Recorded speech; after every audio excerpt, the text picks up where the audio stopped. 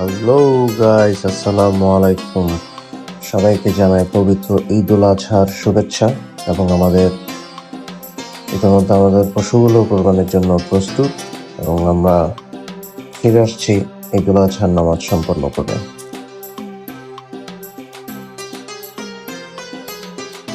ইতিমধ্যে আমরা নামাজ সম্পন্ন করে ফিরে এসেছি এবং আলহামদুলিল্লাহ কোরবানি দেওয়ার জন্য আমাদের পশুগুলো প্রস্তুত। অল্প কিছুক্ষণের মধ্যেই কোরবানি সম্পন্ন করা হবে। আমরা জানি মহান আল্লাহ তাআলা হযরত ইব্রাহিম আলাইহিস সালামকে স্বপ্নযোগে তার সবচেয়ে প্রিয় বস্তুটি কোরবানি করার নির্দেশ দেন। ইব্রাহিম আলাইহিস সালাম এই স্বপ্নে এই আদেশ পেয়ে 10টি উট কোরবানি করলেন, কিন্তু পুনরায় তিনি একই স্বপ্ন দেখলেন।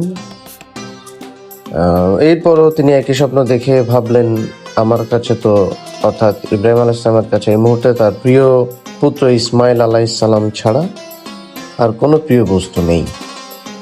তখন তিনি কোরবানির উদ্দেশ্যে বা প্রিয় পুত্র হযরত ইসমাইল আলাইহিস সালামকে যখন এই স্বপ্নের ব্যাখ্যা বর্ণনা করেন, তিনি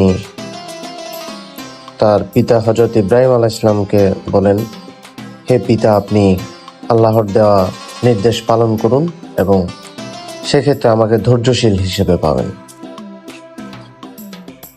তখন প্রিয় পুত্র ইসমাইল আলাইহিস সালামকে কোরবানির উদ্দেশ্যে আরফাতের ময়দানের উদ্দেশ্যে যাত্রা করেন। যখন ইব্রাহিম আলাইহিস সালাম আরফাতের পর্বতের উপর প্রিয় পুত্রকে কোরবানি দেওয়ার জন্য তার গলায় ছুরি চালানোর চেষ্টা করেন, তখন তিনি বিস্মিত হয়ে দেখেন যে তার পুত্রের পরিবর্তে একটি প্রাণী কোরবানি হয়েছে, অর্থাৎ তার পুত্রের কোনো ক্ষতি হয়নি। এই ঘটনাকে স্মরণ করে বিশ্বের মুসলিম ধর্মাবলম্বীরা আল্লাহর সন্তুষ্টির জন্য প্রতি বছরই ঈদ উল আজহা পালন করে থাকেন, অর্থাৎ সবচেয়ে সুন্দর পশু, সবচেয়ে স্বাস্থ্যবান পশু কোরবানি করে থাকেন। এবং এই ধারাবাহিকতা চলমান আছে এবং চলমান থাকবে। ইতিমধ্যেই আমাদের কোরবানির পশু কাটাকাটি শুরু হয়ে গিয়েছে এবং তারই পাশাপাশি রান্না করার প্রস্তুতিও চলছে। দীর্ঘ বেশ সময় নিয়ে কাটাকাটি চলে। এই কাটাকাটি শেষ হওয়ার পরেই আমাদের রান্নার কাজ শুরু হবে।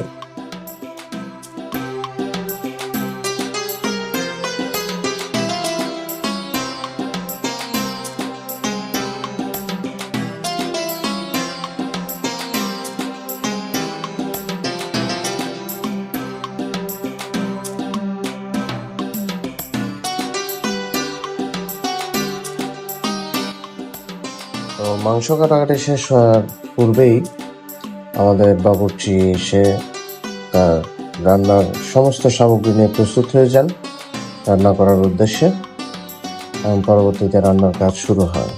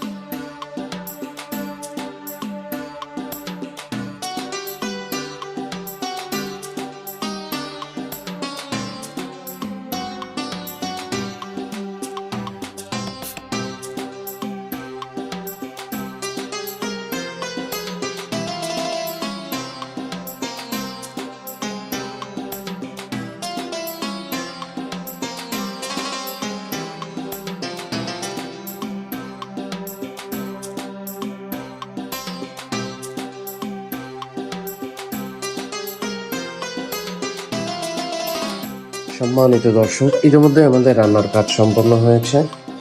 এতক্ষণ সাথে থাকার জন্য আপনাদেরকে জানাই আন্তরিক ধন্যবাদ।